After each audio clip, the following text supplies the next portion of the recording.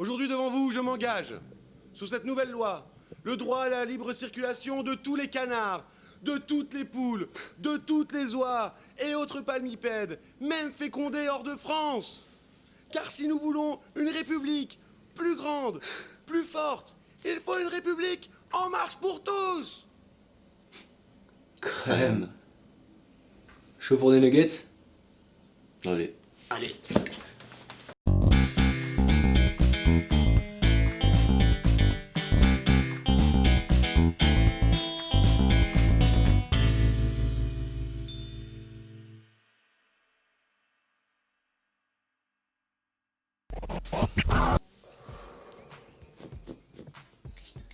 C'est quand même débile les lois quand tu penses. Hein.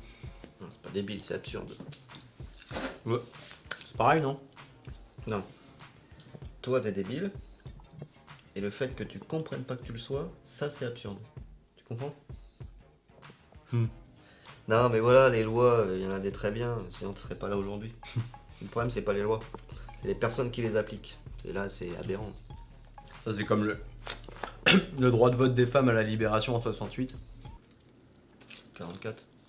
2. La libération en 44. 68, la révolution. Ouais, c'est ça. C'est ça, ouais.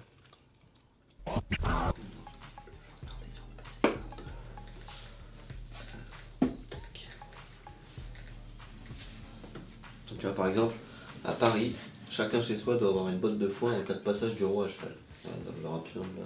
Ouais, enfin, nous, on s'en fout, on n'a pas droit. Hmm. Ouais, enfin. Il a pas de cheval, Macron. Non. Non.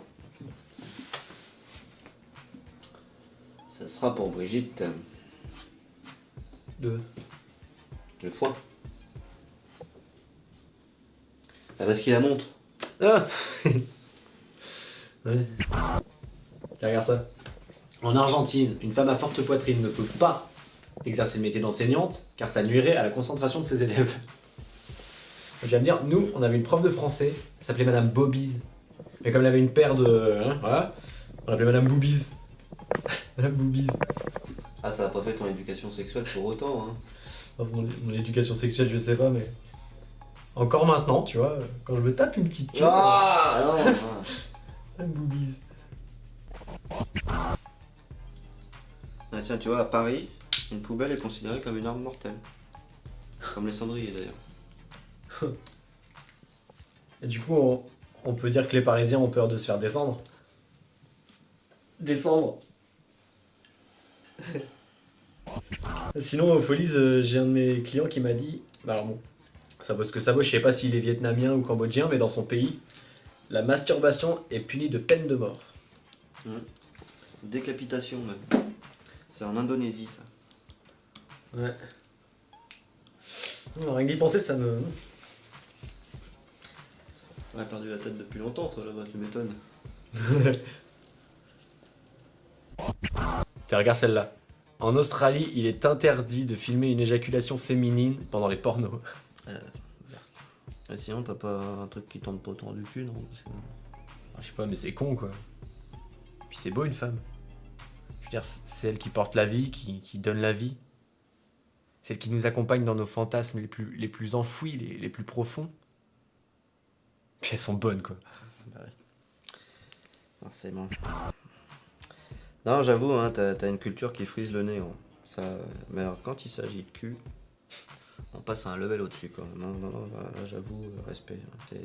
T'es le beau marché de la pornographie, tu vois.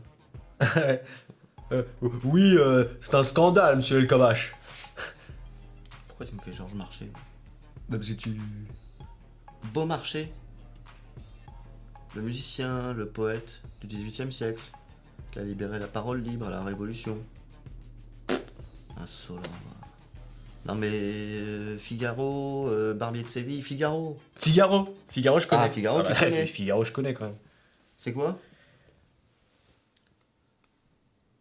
Un journal? Ah putain, t'es sûr.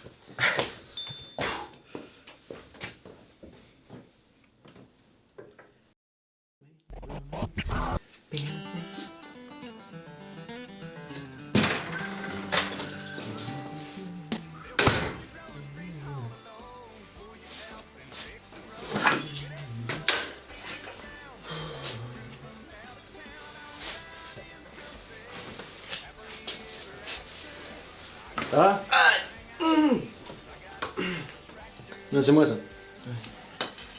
Eh, je l'ai appelé Manu.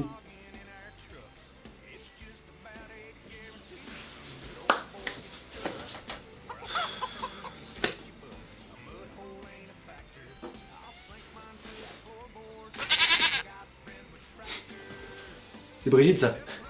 Faut que j'aille la traire.